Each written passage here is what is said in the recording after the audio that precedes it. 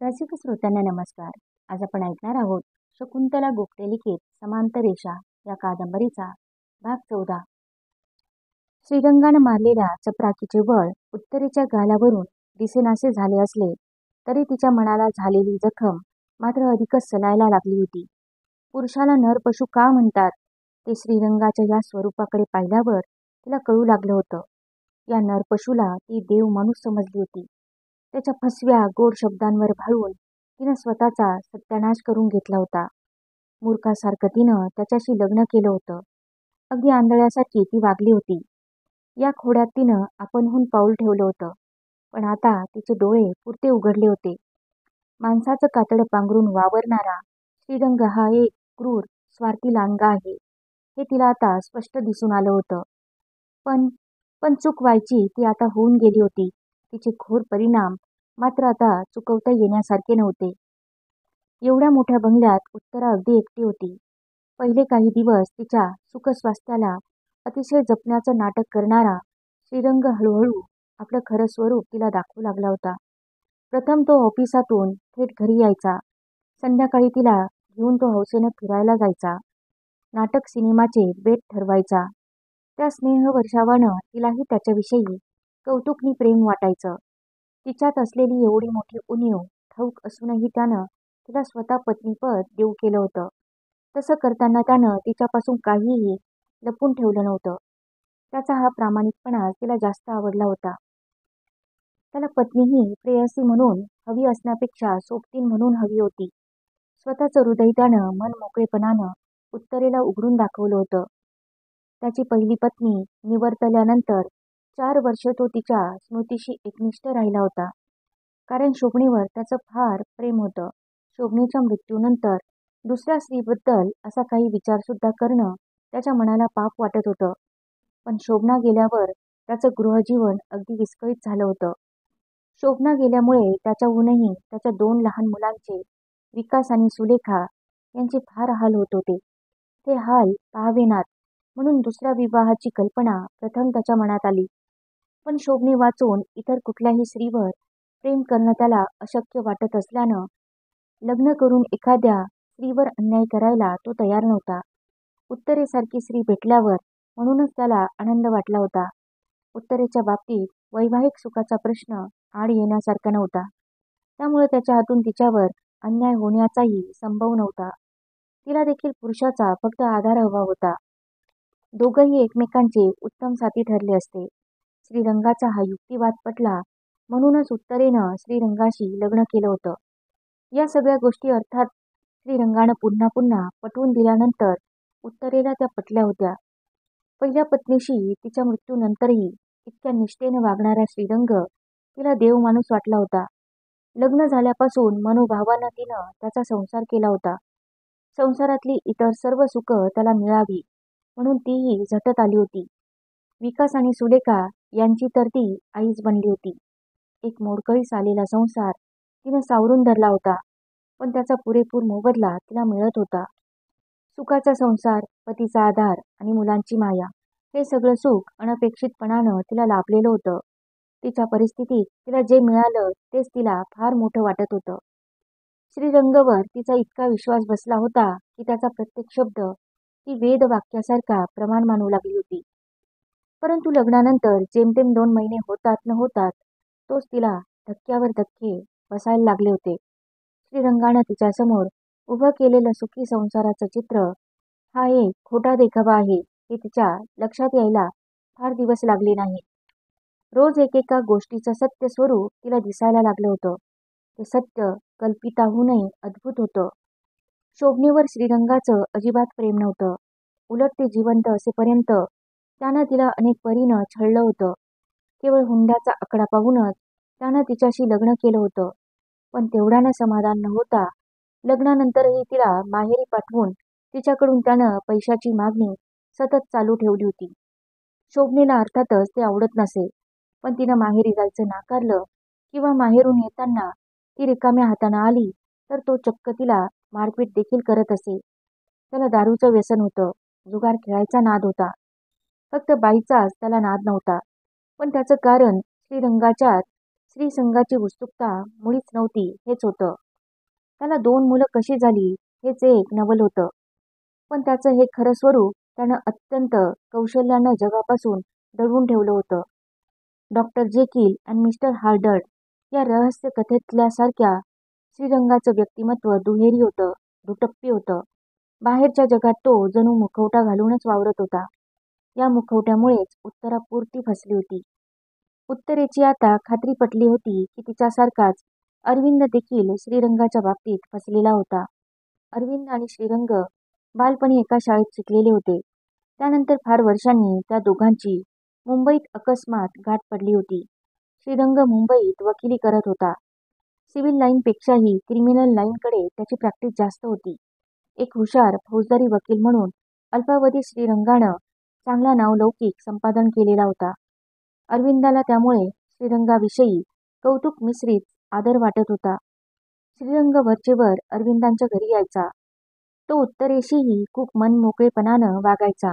त्याचा स्वभाव काहीसा गोष्टीबेल्लाळ होता. कोर्टातल्या त्यानं चालवलेल्या केसेसच्या हकीकती तो अगदी रंगवून फुलवून सांगायचा. उत्तरेला त्यामुळे त्याचा सहवास कंटाळवाणा न वाटता हवाहवासा वाटायचा. थोड्याच दिवसात तो त्यांच्या घरातल्यासारखा झाला होता. शिवाय त्यावेळी नुकतीच त्याची बायको वारलेली असल्याकारणानं उत्तरेला त्याच्याविषयी खूपच सहानुभूती वाटत होती. त्याचं पत्नी प्रेम पाहून उत्तरेला तो फार प्रेमळ आणि सुस्वभावी वाटत होता. अरविंदापेक्षाही उत्तरेचाच तो आवडता मानलेला धीर होऊन बसला होता. तिच्या घरात त्याचं केव्हाही स्वागत होत होतं. श्रीरंगाविषयी उत्तरेच्या मनातली भावना ही अशी होती. म्हणूनच तिचा त्याच्यावर पटकन विश्वास बसला होता.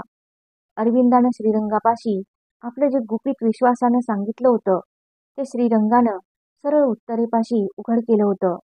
एक प्रकारे अरविंदचा त्यानं विश्वासघातच केला होता. पण उत्तरेला मात्र श्रीरंगाचं ते वर्तन चुकीचं न वाटता उलट प्रामाणिकपणाचं अन खऱ्या हितचिंतकाचं वाटलं होतं. आज त्यानं अरविंदांचा विश्वासघात केला तर पुढं मागं तो आपल्याशीही दगाबाजपणे वागेल ही गोष्ट उत्तरेला त्यावेळी ओळखता आली नव्हती. स्वार्थ हाच श्रीरंगाच्या स्वभावाचा स्थायी भाव आहे हे तेव्हा तिला समजलं नव्हतं. श्रीरंगानं तिचं मन अरविंदाविषयी कलुषित केलं होतं. श्रीरंगाच्या नादी लागून शेवटच्या काही दिवसात तिनं अरविंदाला फार मनस्ताप दिला होता. त्याच्या ऐन मृत्यूच्या क्षणीसुद्धा मनात अडी ठेवूनच ती त्याच्याशी वागली होती. प्रियवंदा नावाच्या एका मुलीवर अरविंद प्रेम करतोय. लग्न केलेलं नसलं तरी त्यानं दुसरा संसारही थाटलाय. अरविंदापासून प्रियवंदेला एक मूल झालंय. अशा एक गोष्टी श्रीरंगानं तिला सांगितल्या होत्या. तेव्हापासून अरविंदांविषयीचा तिरस्कार उत्तरेच्या मनात वाढत गेला होता. अरविंदाला दुष्ट, नीच, पापी समजून त्याच्या आजारपणात सुद्धा अनेकदा ती त्याच्याशी तुसडेपणानं वागली होती. ते सारं आठवून उत्तरेच्या डोळ्यात पाणी उभं राहिलं. अरविंदानं केलेलं ते एक पाप श्रीरंगाच्या पापांच्या राशीहून अगदी क्षुद्र ठरेल असं होतं. ही गोष्ट तिला आता इतक्या उशिरा समजली होती. अरविंद गेल्यानंतर तो किती चांगला होता. त्याच्या स्वभावात किती चांगले गुण होते ते आठवून पश्चातापानं तिचं हृदय जळत होतं. अरविंदाला तिनं प्रथम पाहिलं होतं ते तिच्या वयाच्या 16व्या वर्षी. ती त्यावेळी नुकतीच मॅट्रिकच्या वर्गात गेली होती. सर्व शाळा उन्हाळ्याच्या सुट्टीनिमित्त बंद होत्या. मुंबईत तिच्या चुलत बहिणीचं लग्न व्हायचं होतं म्हणून आपल्या आईवडिलांबरोबर ती मुंबईत आली होती. अरविंदाचे वडील भाऊ पोद्दार हे उत्तरेच्या वडिलांचे पराडकरांचे फार जुने स्नेही असल्यानं बापू मुद्दाम भाऊ पोद्दारांना भेटायला गेले होते. नंतर भाऊंनी बापूंना सहकुटुंब आपल्या घरी चहा फराळाला बोलावलं होतं. म्हणून मग उत्तरेला आणि तिच्या आईला घेऊन ते पुन्हा एकदा पोद्दारांच्या घरी गेले होते. त्याचवेळी उत्तरेनं आणि अरविंदानं एकमेकांना प्रथम पाहिलं होतं. तो त्यावेळी आर्ट स्कूलमध्ये शिकत होता. अरविंदाची आई लहानपणीच वारली असल्यानं पोद्दारांच्या घरी कुणी बाई माणूस नाही हे बापूंनी उत्तरेला आणि तिच्या आईला आधीच सांगितलं होतं. त्यामुळे त्या दोघींना पोद्दारांकडे जायचा थोडा संकोच वाटत होता. पण प्रत्यक्ष तिथं गेल्यावर मात्र भाऊंचा अगत्यशील स्वभाव पाहून त्या दोघींचा संकोच नाहीसा झाला. त्या घरात फार दिवसात गृहिणीचा वावर नसल्यानं तिथल्या वातावरणात एक प्रकारचा कोरडेपणा आला आहे असं मात्र उत्तरेला उगीचच वाटत होतं. अरविंदाला एक बहीण आहे हे तिला ठाऊक होतं. पण तिचा विषय अजिबात काढायचा नाही असं बापूंनी तिला आणि तिच्या आईला बजावून ठेवलं होतं. कारण अरविंदांची बहीण कुठल्या तरी एका अगदी हलक्या माणसाबरोबर लग्न करून 2 वर्षापूर्वी घरातून पळून गेलेली होती. साहजिकच तो विषय त्या घरात अत्यंत अप्रिय वाटण्यासारखाच होता. रोजचा स्वयंपाक भाऊच करतात हे समजल्यावर उत्तरेला फारच वाईट वाटलं.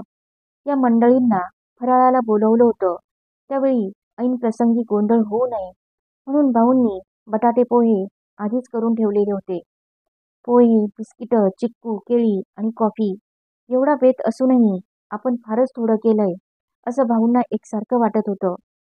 कॉफी करायला म्हणून जेव्हा अरविंद स्वयंपाकघराकडे जाऊ लागला, तेव्हा उत्तरा पटकन उठून म्हणाली, मी करू का कॉफी? अगं, रोज तोच करतो चहा कॉफी, भाऊ तिला म्हणाले. बाकी आज तू इथं आहेस तेव्हा वाटलं तर तू कर कॉफी. अरविंद, तू तिला स्टोव पेटवून दे आणि कॉफीसाठी काय लागेल ते साहित्य काढून दे. बापूंनी तसं सांगितल्यामुळे अरविंद उत्तरेला घेऊन स्वयंपाकघरात गेला. त्यानं तिला पातेलं, दूध, साखर, कॉफीचा डबा वगैरे सामान काढून दिलं. तो स्टोवकडे गेला तेव्हा तीच म्हणाली, मी स्टोव पेटवते. कमरेला पदर खोचून तिनं स्टोवला काकडा लावला. तो तिच्यापाशी अवघडल्यासारखा उभा होता. स्वयंपाकघरात दोघांशिवाय कुणीच नव्हतं आणि त्याच्यासारख्या पुरुषाला स्वयंपाकघरात वावरणं विचित्र वाटत होतं. या दोन्ही गोष्टींमुळे तो बावरला होता. त्याला एखाद्या मुलीसारखं लाजताना पाहून उत्तरेला एकीकडे त्याची कीव येत होती, तर दुसरीकडे तिला गालातल्या गालात हसूही येत होतं. कॉफीत घालायला तिने त्याच्याकडे जायफळ मागितलं, तर त्यानं तिला सुपारीच काढून दिली. त्यामुळे तिला जास्तच हसायला येऊ लागलं आणि अरविंदही आपली फजिती झालेली पाहून अधिकच शरमून गेला. या सगळ्या गोंधळात पातेलं स्टोववरून उतरवायला जवळ चिमटा नाही हे ती विसरली. त्यामुळे स्टोववरचं पातेलं तिनं झटकन खाली उतरलं. तिच्याकडे पाहत तो आश्चर्यानं म्हणाला, हाताने गरम पातेलं धरलं तुम्ही, कमाल आहे तुमची. बोटं भाजली नाहीत का तुमची? भाजली तो थोडी, पण काय करणार, कॉफी ओतू गेली असती ना. स्टोवची किल्ली पण चांगलीच घट्ट बसलीये म्हणून माझा नाईलाज झाला. बघू, फार भाजली का तुमची बोटं? अह, उगीच थोडीशी. तिनं आपले हात त्याच्या पुढे धरले. तिच्या बोटांची टोकं लाल झाली होती. अरविंदाची चर्या गोरीमोरी झाली. आता भाऊ मला रागवतील, माझ्यामुळे तुम्हाला हाताला भाजलं. तो तिला म्हणाला, इश्य, एवढं काही भाजलं नाही बरं का. बोटांना थोडं खोबेल लावायला देता का, म्हणजे लालपणा लगेच कमी होईल. आमची आई तर हाताने जळते निखारे सुद्धा उचलते. बायकांना एवढं तेवढं भाजल्याचं विशेष काही वाटत नाही, ती हसत हसत म्हणाली. त्यानं तिला खोबरेल तेल आणून दिलं. तिनं ते बोटांच्या टोकाला लावलं आणि नंतर मिनिटभरानं बोटं केसांना पुसून टाकली. बघा, बरी झाली सुद्धा माझी बोटं, ती त्याला म्हणाली. तेव्हा तो तिच्याकडे पाहून कौतुकानं हसला. कॉफीचा ट्रे बाहेरच्या खोलीत नेऊन तिने सर्वांना कॉफी दिली. तेव्हा तिला शाबासकी देत भाऊ म्हणाले, कॉफी एकदम बेस्ट झालीये. वा, याला म्हणावं कॉफी. बाकी काही म्हण बापू, बायकांच्या हाताची गोडी काही वेगळीच. बाई माणसाशिवाय कुठल्याही घराला शोभाच येत नाही. तर मग भाऊ, यावर एक उपाय सांगू का?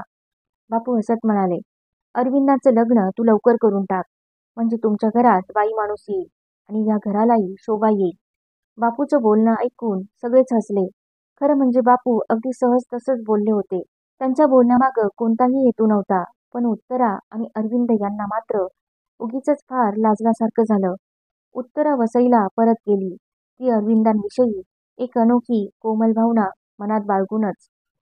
पोस्टमननं दिलेलं ते पत्र वाचलं आणि उत्तरेचा जीव अगदी हरकून गेला. आपलं नशीब हा असला आनंदाचा नजराणा घेऊन येईल याची तिला कधी कल्पनाही नव्हती. अप्राप्य समजून तिनं ज्या गोष्टीचा विचार मनातून काढून टाकला होता, तीच अगदी अनपेक्षितपणानं तिला मिळण्याची शक्यता निर्माण झाली होती. कोपऱ्यातल्या सतरंजीवर बसलेली उत्तरेची आई पत्र वाचताना स्वतःशीच हरवून बसलेल्या उत्तरेकडे कपाळाला किंचित आठी घालून बघत होती. उत्तरा काही बोलेल, पत्र कुणाचं आहे, त्यात काय मजकूर आहे ते आपल्याला सांगेल म्हणून ती वाट पाहत होती. पण ते काही सांगण्याऐवजी उत्तरेला मनाशीच कसल्या तरी विचारात चूर होऊन गप्प राहिलेली पाहून आई थोडी वैतागली. अगं उत्तरा, पत्र हातात घेऊन आपली आड्याकडे काय पाहत बसली आहे नुसती? कुणाचं पत्र आहे, त्यात काय लिहिलंय, काही सांगशील की नाही? आईचं ते रागाचं बोलणं ऐकून उत्तरा एकदम भानावर आली आणि ती म्हणाली, आई, मुंबईहून भाऊ पोद्दारांचं पत्र आलंय. हो का? काय लिहिलंय पत्रात? बरेच दिवसांनी पत्र पाठवायला सवय झाली भाऊजींना. बाकी त्यांना त्यांची कामं आहेतच म्हणा. त्यांनी आपल्यासाठी केलं तेच खूप केलंय. बोलताना आईचा सूर खिन्न आणि जडच होता. 2 महिन्यांपूर्वी बापू पराडकरांना हार्ट अटॅक येऊन त्यांचं अकल्पित निधन झाल्यापासून उत्तरेच्या आईच्या बोलण्यात हाच उदास, जड स्वर कायमचा निघू लागला होता. आईचं दुःख उत्तरेला समजत होतं. वैधव्याचं संकट अकस्मात कोसळल्यानं ती गांगरून गेली होती आणि या 2च महिन्यात ती एकदम खूप थकून गेल्यासारखी दिसू लागली होती. आईची ही दशा उत्तरेला पाहवत नव्हती. पण नशिबापुढं इलाज नाही, असं म्हणण्यापलीकडे उत्तरेलाही काही करता येत नव्हतं. बापूंच्या निधनानंतर अनेक जवळच्या आणि दूरच्याही माणसांनी प्रत्यक्ष येऊन किंवा पत्र लिहून त्या दोघींचं सांत्वन केलं होतं. काही जणांनी त्यांना यथाशक्ती मदतही केली होती. पण इतर सर्वांपेक्षाही भाऊ पोद्दारांनी त्यांना खरं मनापासून सहाय्य केलं होतं. भाऊ मुद्दाम मुंबईहून वसईला त्या दोघींना भेटायला आले होते. बापूंचे सर्व पैशाचे व्यवहार आधी स्वतः समजावून घेऊन त्यांनी उत्तरेलाही सगळ्या गोष्टी नीट उलगडून सांगितल्या होत्या. तिच्या संमतीनं निरनिराळ्या ठिकाणी गुंतवलेले पैसे एकत्र करून पुन्हा त्यांची वेगळी सोपी व्यवस्था करून दिली होती. पूर्वीची त्यांची जास्त भाड्याची जागा सोडून त्या दोघींनी गावाच्या मध्यवस्तीत चांगली सोबत पाहून स्वस्त भाड्याच्या जागेत राहायला जावं, असा सल्ला देऊन भाऊंनी स्वतः खटपट करून तशी जागाही पाहून दिली होती. उत्तरेला एक सावत्र भाऊ होता. बापूंच्या हयातीतच तो वेगळा निघालेला होता. पण पैशाचे काही व्यवहार त्याचे आणि उत्तरेच्या आईचे एकत्र गुंतलेले होते. पैशाच्या बाबतीत सावत्र मुलगा आपल्याला त्रास देईल अशी भीती उत्तरेच्या आईला वाटत होती. पण उत्तरेच्या भावाचं मन वळवून भाऊ पोद्दारांनी तेही सर्व व्यवहार गोडी गुलाबीनं मिटवले होते. त्यांच्या या मदतीमुळे उत्तरेच्या आईची अनेक कामं सोपी झाली होती. बापूंच्या मृत्यूमुळे जी उणीव निर्माण झाली होती ती भरून काढणं मात्र कुणाच्याच हाती नव्हतं. बाकी सगळे प्रश्न सुटले. तरी या परिस्थितीत उत्तरेच्या आईला मुख्य चिंता वाटत होती ती उत्तरेचीच. उत्तरेला आता 22वं वर्ष लागलं होतं. पण तिच्यासाठी स्थळ पाहायला बापू नसल्यानं तिच्या लग्नाचं कसं होणार, म्हणून उत्तरेच्या आईला काळजी लागून राहिली होती. भाऊ मुंबईला परत जायला निघाले तेव्हा उत्तरेची आई डोळ्यात पाणी आणून त्यांना म्हणाली होती, भाऊजी, तुम्ही आमच्यासाठी खरंच खूप खूप केलंय. इतकं दुसऱ्या कुणीच केलं नसतं. पण तरी आणखी एक मागणं आहे तुमच्याकडे. वहिनी, तुम्हाला काय हवं ते मन मोकळेपणानं सांगा. कसलाही संकोच करू नका. मला तुमचा सक्का धीरच समजा आणि कोणतंही काम सांगा. पण हे काम फार त्रासाचं आहे भाऊजी, म्हणून तर सांगणं अवघड झालंय. पण मी बाई माणूस, तुमच्यासारख्यांच्या मदती वाचून मला काहीच करता येणार नाही. म्हणूनच केवळ तुम्हालाच त्रास देते. माझ्या त्रासाचं राहू द्या हो, आधी तुमचं काम तर सांगा. उत्तरेला स्थळ पाहायला हवीत भाऊजी. वेळेवर तिचं लग्न व्हायला हवं. शिवाय हे गेल्यानंतर वर्षाच्या आतच तिचं लग्न जुळायला हवं. नाहीतर मग फारच लांबेल ते. हीच एवढी डोंगरा एवढी काळजी येऊन पडलीये माझ्या उरावर. माझे उरलेले दिवस कसे तरी मी काढीन. पण हिचं लग्न होईपर्यंत मात्र मला पळभर सुद्धा चैन नाही पडणार. खरं आहे तुमचं वहिनी, पण तुम्ही आता कसलीच चिंता करू नका. सर्व गोष्टी तुम्ही माझ्याकडे सोपवा. आता मुंबईला गेलो की प्रथम याच खटपटीला लागतो मी. उत्तरा, बाळ, तुला कशा प्रकारचं स्थळ हवं? तुम्हा हल्ली शिकलेल्या मुलींना काय हवं ते विचारून आमच्या सरकारनी याबाबतीत पुढची पावलं टाकायला हवी. काय खरं ना? तिला काय विचारायचंय त्यात? उत्तरा शिकलेली असली तरी ती काही वडील माणसांच्या आज्ञेबाहेर नाही. तुम्ही पाहाल ते स्थळ योग्यच पाहाल अशी माझीही खात्री आहे. उत्तरेबद्दल मी तुम्हाला सांगायला नको भाऊजी. तिला तुम्ही रोजच पाहत आहात. तिच्या रूपागुणांचं चीज करणारा माणूस पहा. एवढं सांगितलं म्हणजे त्यात सगळं आलं. उत्तरेची आई त्यांना म्हणाली, हो, पण स्थळाबद्दल म्हणजे त्यांच्या आर्थिक स्थितीबद्दल तुमची किमान काही अपेक्षा कळली तर मला बरे होईल. भाऊ म्हणाले, आम्हाला स्थळ श्रीमंतांचं हवं असं मुळीच नाही. मुलगा मध्यम स्थितीतला चालेल, फक्त तो निर्व्यसनी आणि संसार नीटनेटका करेल असा हवा. मुख्य म्हणजे माणसं चांगली पाहिजेत. यांनी ठेवलेल्या पैशातून उत्तरेसाठी मी जास्तीत जास्त 3,000पर्यंत खर्च करू शकेन. आमची स्थिती तुम्हाला ठाऊकच आहे. मग आता जास्त काय सांगणार? आलं वहिनी लक्षात. मी पाहतो काय करता येईल ते. त्यावेळी अशी बोलणी होऊन भाऊ मुंबईला परत गेले होते. मुंबईला गेल्यापासून सुखरूप पोहोचलो या एका कार्डा वाचून 1.5 महिन्यात त्यांच्याकडून दुसरं काहीच पत्र नव्हतं. त्यामुळे उत्तरेच्या आईची फार निराशा झाली होती. उत्तरेला स्थळ पाहायचं काम भाऊंच्या हातून व्हायचं नाही असं तिला वाटू लागलं होतं. म्हणूनच पत्र भाऊंचं आहे हे उत्तरेनं सांगितल्यावर पत्रातल्या मजकुराविषयी विचारताना उत्तरेच्या आईचा स्वर खिन्न आणि जडच राहिला. उत्तरेला मात्र पत्र वाचल्यापासून आनंदानं वेड्यासारखं झालं होतं. तिची पावलं जणू जमिनीवर ठरतच नव्हती. पिसासारखी हलकी होऊन ती मनानं आसमानात विरहत होती. कारण भाऊंनी तिला पत्रातून अरविंदासाठी मागणी घातलेली होती. आई, आई माझा या पत्रावर विश्वासच बसत नाही. भाऊंनी मला अरविंद त्यांच्या चिरंजीवांसाठी लग्नाची मागणी घातलीये. मला तर बाई खरंच वाटत नाही हे सगळं. अगं काय सांगतेस काय? खरंच सांगतेस का? एवढी आनंदाची बातमी ग ही. वाच, वाच ते पत्र. पहिल्यापासून सगळं नीट वाचून दाखव मला. आई उठून तिच्यापाशी येत अगदी अधीर स्वरात म्हणाली. आईच्यात एकाएकी पडलेला तो बदल पाहून उत्तरेला फार आनंद झाला. तिनं ते पत्र मोठ्यांदा वाचायला सुरुवात केली. तीर्थस्वरूप श्री वहिनींस सादर नमस्कार. आपला निरोप घेऊन आल्यानंतर मी आपणास पोहोचल्याचे पत्र पाठवले होते. ते मिळाले असेलच. चिरंजीवी उत्तरेच्या लग्नासाठी मी खटपट करीन असे आश्वासन मी आपणास दिले होते. त्या संबंधीचा माझा मनोदय आपणाला या पत्रातून कळवित आहे. आपल्याला तो पसंत पडेल अशी माझी आशा आहे. उत्तरेला मी जवळून पाहिली आहे. तिचे एकंदर गुण पाहिल्यापासूनच तिला माझी सून करून घ्यावी ही कल्पना माझ्या मनात घोळत होती. पण चिरंजीव अरविंद याला विचारल्या वाचून व माझ्या विचारांशी तो सहमत आहे किंवा कसे हे पडताळून पाहिल्या वाचून आपणापाशी हा विषय काढणे मला योग्य वाटत नव्हते. म्हणूनच वसईच्या मुक्कामात मी त्या संबंधी काही बोललो नाही. मुंबईला आल्यानंतर मात्र मी चिरंजीव अरविंदाच्या मनाचा कौल घेतला. खरे म्हणजे त्याच्या लग्नाचाच विषय आम्हा बापलेकात यापूर्वी निघालेला नव्हता.